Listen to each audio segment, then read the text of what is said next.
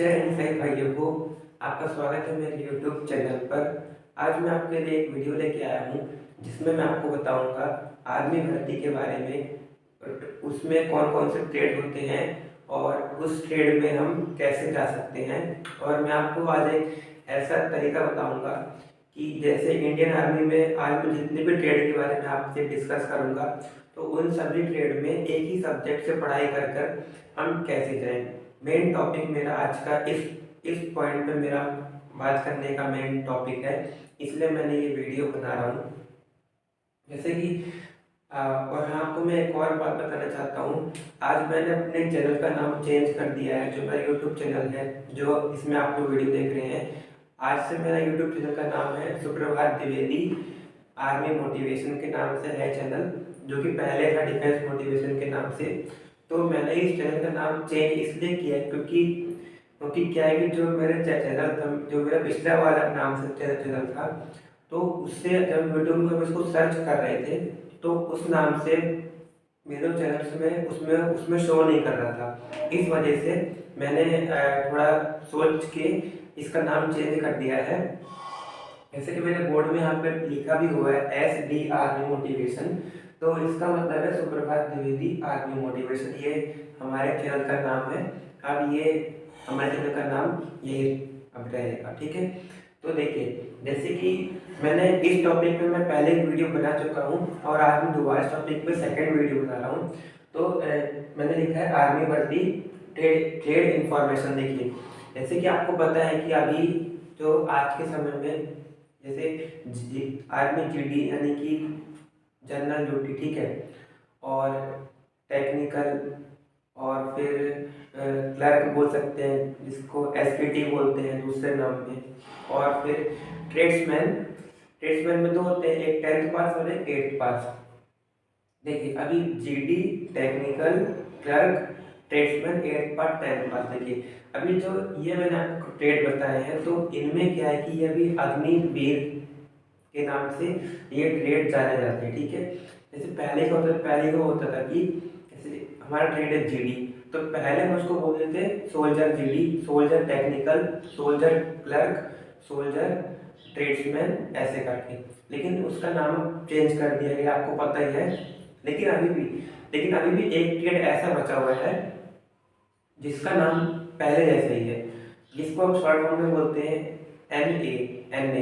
तो उसका नाम है, जिसका पूरा नाम है वो है सोल्जर टेक्निकल नर्सिंग असिस्टेंट, या फिर सोल्जर टेक्निकल वेटेनरी।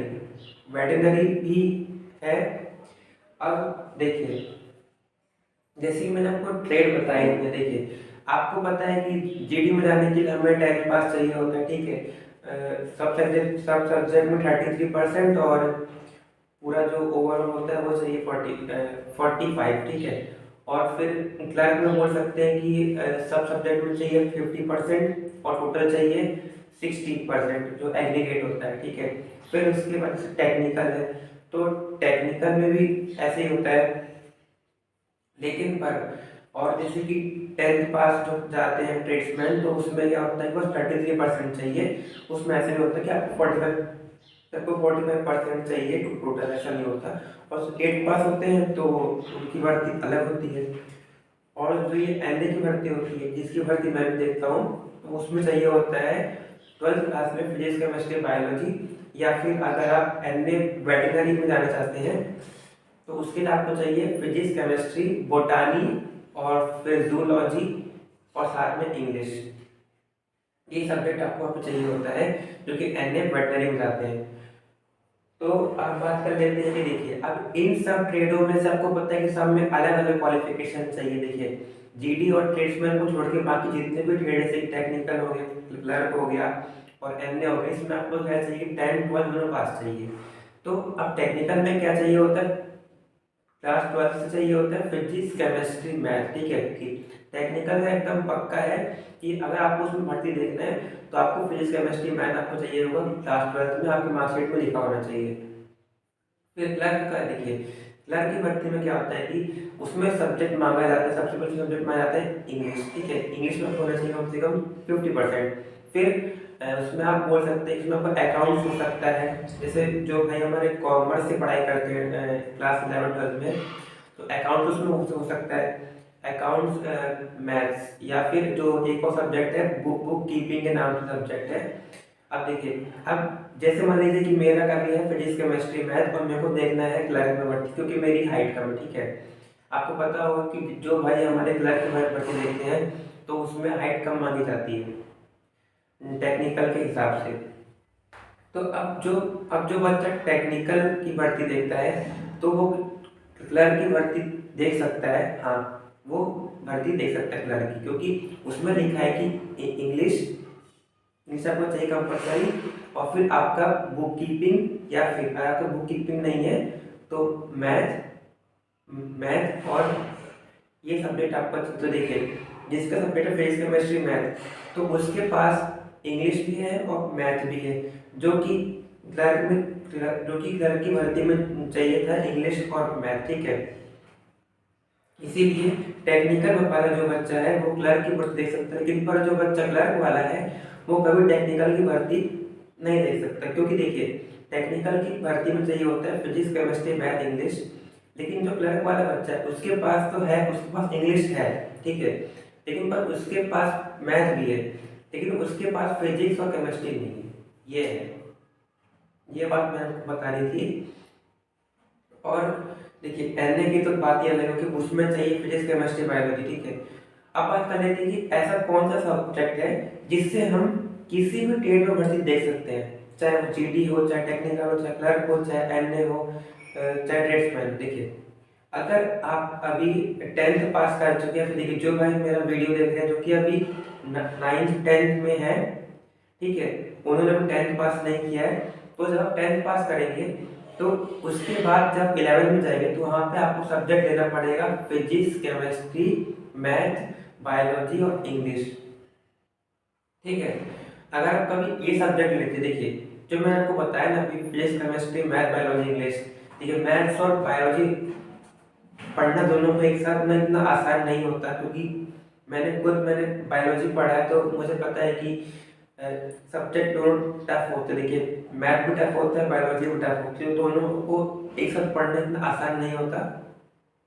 पर मैं सिर्फ उन भाइयों के लिए बात कर रहा हूँ जो भाई किसी भी ट्रेड में भर्ती देखना चाहते हैं। मैं सबके लिए बात नहीं कर रहा कि आप सभी physics chemistry biology math English सब लीजिए, मैं सबकी बात नहीं कर रहा हूँ। जो भाई सभी ट्रेडों में भर्ती देखना चाहते हैं, मैं सिर्फ उन्हीं के बारे में बात कर रहा हूँ। तो आपको जब आप 11th में आएंगे तो आपको लेना पड़ेगा अपने स्कूल में सब्जेक्ट में English physics chemistry math biology. देखिए अब इससे फायदा क्या होगा मैं आपको बताता हूँ। देखिए अब जब आप 12th पास करेंगे, ठीक है, जब आप जाएंगे भर्ती में तो आपको वहाँ पे अपना ट्रेड चॉइस करना पड़ेगा भर्ती देखने के पहले।